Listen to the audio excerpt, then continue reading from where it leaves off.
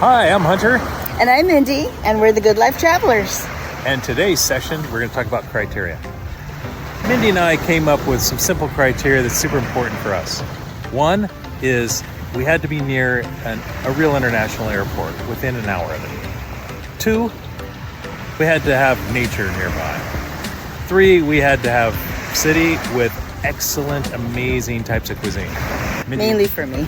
Yeah, me too, but Mindy loves her food, as you'll see. And that's our overall criteria. Now that affected our next plan, which was the roadmap. Okay, so from that criteria, we honed in on 2 countries, Malaysia and Thailand. That's it. And all we did was book flights for Kuala Lumpur in Malaysia for February 9th and for coming back home to Denver from Bangkok on March 18th. That's it. No hotels or anything. Right, because the fun of traveling is leaving it wide open and flowing with the people you meet and the place you see. Basic boots on the ground. Scary stuff, but you know what? It actually does work out.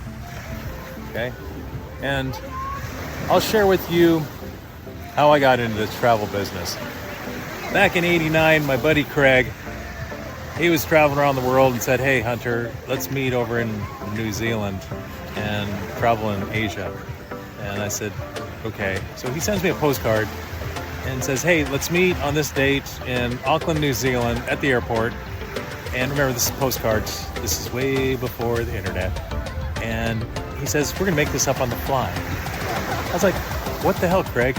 You're talking about traveling together for 9 months and there's absolutely no planning other than we're gonna meet in New Zealand and make it up on the fly? Are you crazy? Of course he's crazy. But turns out Craig was very right. I don't like to say that, but Craig was right. And been doing that ever since. And in '98, I said to Mindy for our round the world honeymoon. Yeah, he said, we're gonna go travel for, it was actually initially 6 months, ended up being 9 months because we were traveling on the fly. And when we were leaving, I said, okay, well, let's go start booking our hotels. And he's like, oh no, we've got the Lonely Planet travel book. We're gonna get one for each country as we go. And we're gonna get our hotels that day. I said, what? I don't think so. He's like, oh yeah, no, it works out. And it did. It did, I would say 95% of the time. I mean, we never had to sleep on the streets at all. So it worked out. But once in a while, this seat of the pants operation, it doesn't work out, but it keeps it exciting and fun. Definitely did. So now it is 2025 and we don't really use the Lonely Planet book anymore. We have been relying on booking.com, which has been great for our past travels. We get really great discounts. 2 days before going to Kuala Lumpur, which is actually... The locals call it is KL.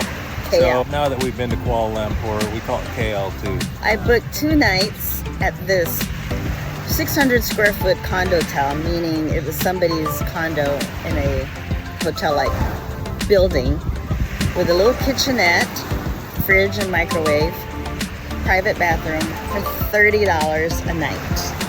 And this place was in the thick of things where everything was happening within walking distance or a little bus ride or a little Grab, which is the equivalent of Uber here in Asia. And yeah, we'll talk more about Grab later, but it's pretty amazing and you won't believe how inexpensive it is. So let's pack up our bags and head to Kuala Lumpur.